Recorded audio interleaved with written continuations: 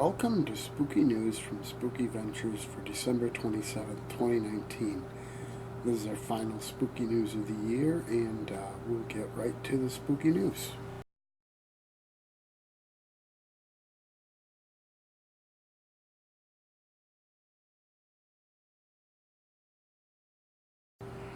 Don't forget, Spooky News and all the Spooky Ventures are supposed to be interactive, so please like our videos, subscribe to our channel, leave comments, let us know what you'd like to see, let us know what we've done that you liked, and just in general, interact.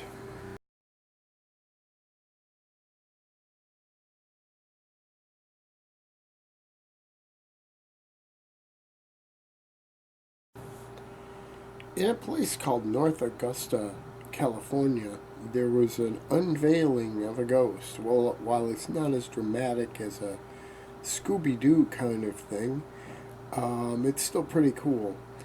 Apparently, years ago, these two guys were bored teenagers and decided to make up a story of a haunting. So they came up with a haunting of a Masonic temple in the area by a ghost they called the Woodsman. And this story went and spread like crazy. It wound up on Wikipedia, and apparently it just became an urban legend. Well, recently, I guess the city took over the building, and the guys decided to come clean and revealed that there never was a Woodsman ghost. They made it all up. And so you find out that a lot of these ghost stories, who knows how many of the old ghost stories actually started like that. I mean, the one that they did took on a life of its own after they came up with it, and you just don't know. A lot of the old ghost stories may have had origins just like that.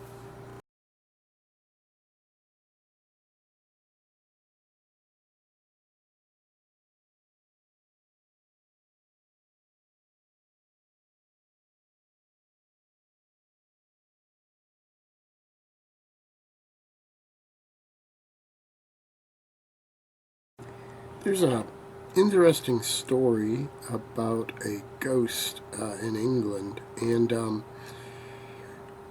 it's in a publication called Weird Suffolk, and I think that's how they pronounce it. Anyway, there's an interesting thing I'd like to quote from the article, which really kind of talks about how Christmas and is celebrated a little differently in Europe and thought of a little differently.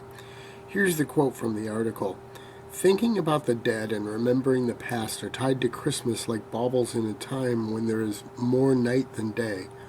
Winter stories as spirits and ghosts that glide by night, as Christopher Marlowe poetically put it, have traditionally been told at Yuletide.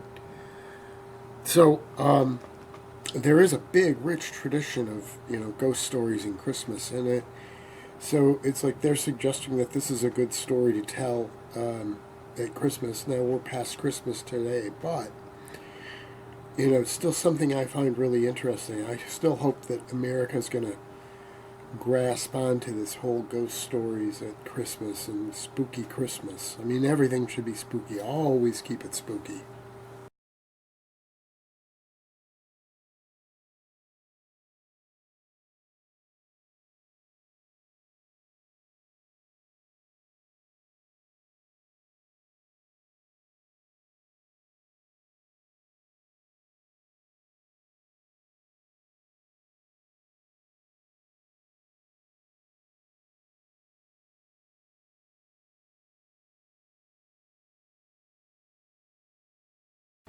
There's a new list from CBR.com of Stephen King books that you didn't know had a comic book adaptation. The Stand is on that list.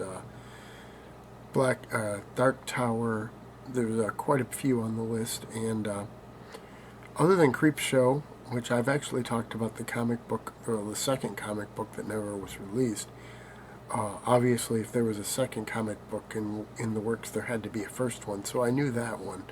The others I did not know about, so be sure to check out that list, and maybe you can find some of these comics.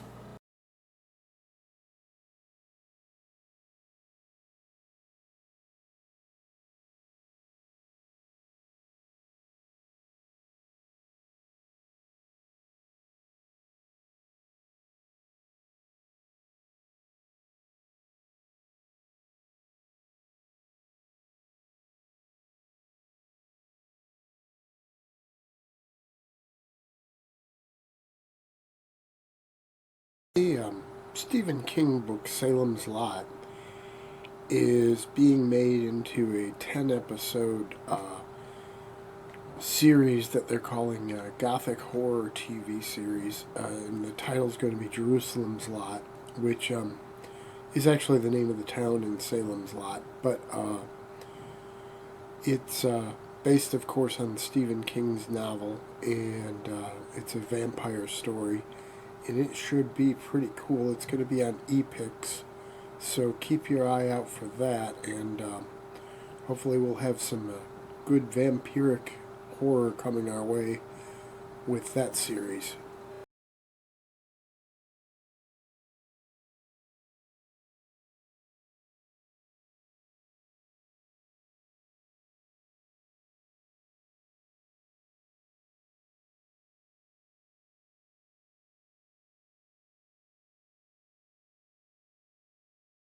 So I'm sure you've seen at least one of the versions of Stephen King's Carrie turned into film.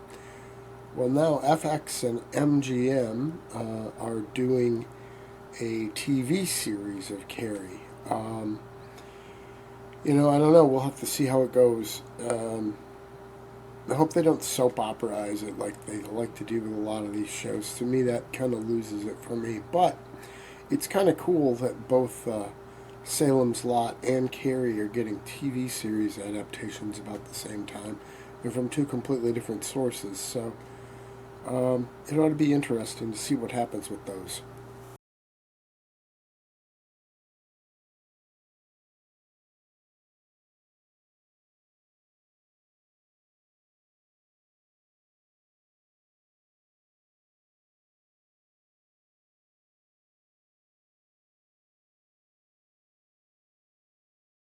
Apparently, Sam Raimi is assembling a cast and a bunch of episodes for a show to be called 50 States of Fright, and it's going to be on a new app called Quibi, which is just quick little short bites of, I think it actually stands for Quick Bites, short little movies.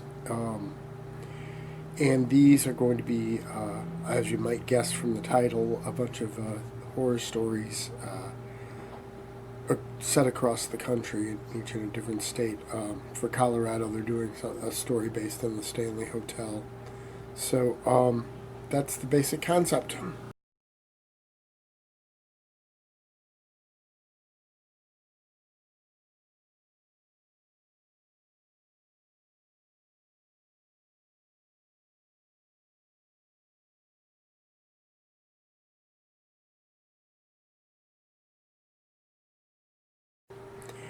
I've talked before about how I'm a big Doctor Who fan. Well, apparently Mark Gatiss he was a writer for Doctor Who for a while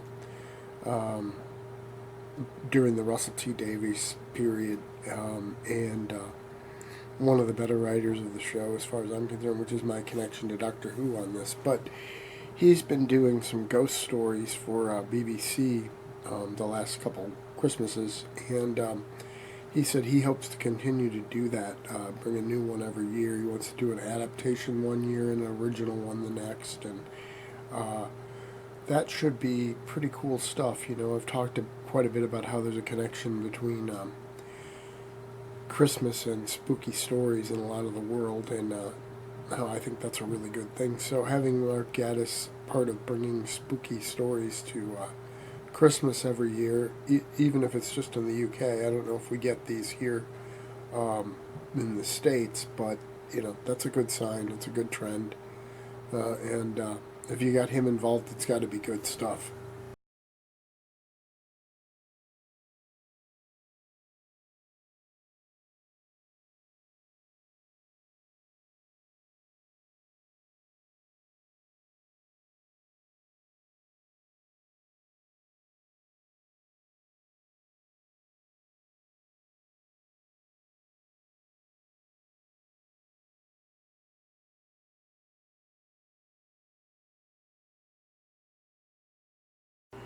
If you're familiar with the classic film Trilogy of Terror, um, then you probably know the iconic Zuni Hunter doll that's in it. Well, this week, or a week or so ago, the prop for that doll made history by selling for $200,000, becoming the most valuable prop ever sold from a movie. That would be a cool thing to have if you had an extra $200,000 lying around. But I think there are probably better ways to spend the money. But who am I to argue with whoever wanted to buy that?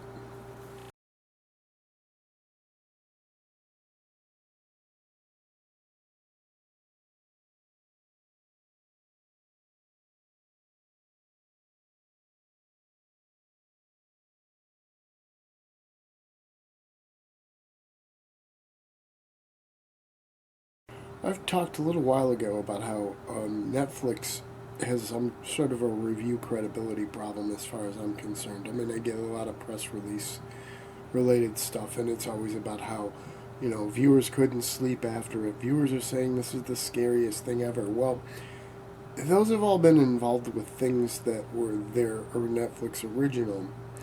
Now there's an article that comes out in the Sun about Netflix viewers calling the movie The Witch the scariest film of the decade. Now that's not an original. Um, and you know what? I know some people who think it's a very scary film, but I've seen it, and to me, the payoff at the end of the movie, is not worth sitting through what you have to sit through to get to it. Most of the film is just really dull and boring. So I mean, as I said, people disagree, but I can't imagine anyone saying it's the scariest film of the decade. I just don't see that. So that really adds into my credibility issue with these Netflix reviews. I don't understand who's giving them their reviews, but I can't imagine that one flying.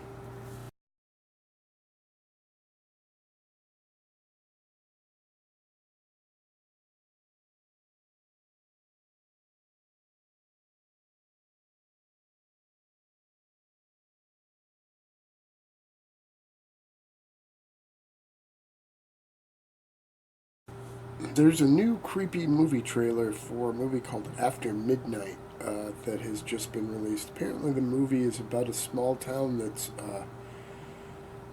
besieged by a monster every night, and the the trailer just looks really creepy. The movie comes out next year, and it's an indie horror film. So be sure and have a look at the trailer.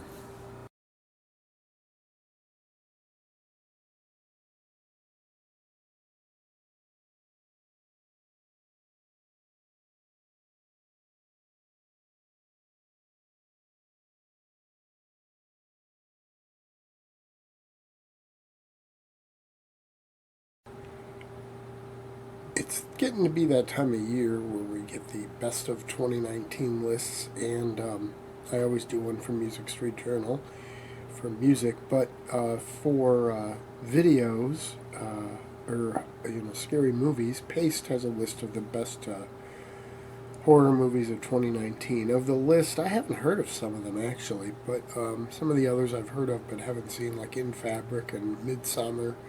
The one I have seen on the list is Us, and I thought it was a very good movie. I know I've seen people cast a lot of dispersion toward that movie, but I really enjoyed it. Yeah, there's some silliness to it, some things that are a little hard to figure out what's going on and how in the world that works, but overall, it's a pretty creepy and scary movie, so I can see that one making the list. You'll have to have a look at the list yourself. I'll share it in the details section. So have a look, see what you think.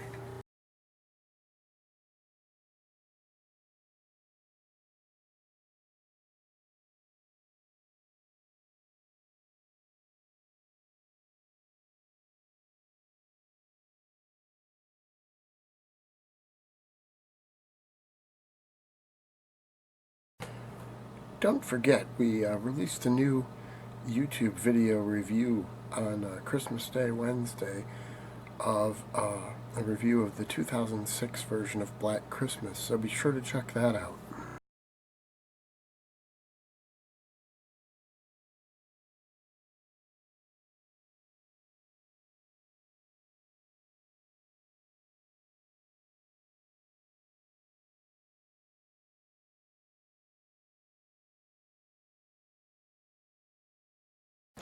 Screen Rant has a new list of the most disturbing horror movies of the decade.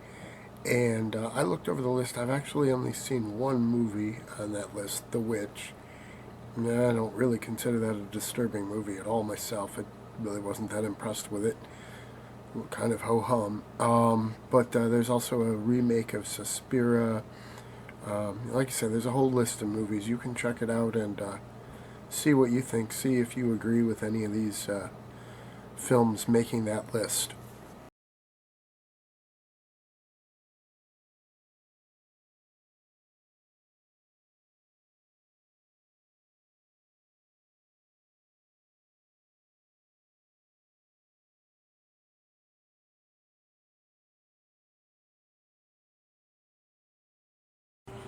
There are no new horror movies opening this weekend.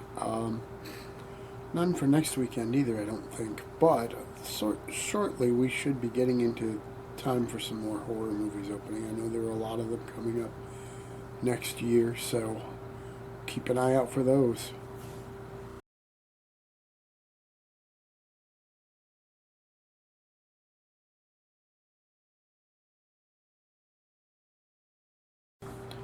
And that's a wrap for this week's edition of Spooky News. Be sure to keep an eye on our calendar at spookyventures.com and check out all the other videos on our YouTube channel. And we'll see you again next week.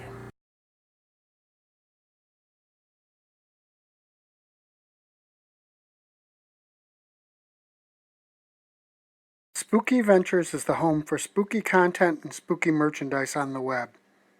Check it out today at spookyventures.com. And remember, always keep it spooky.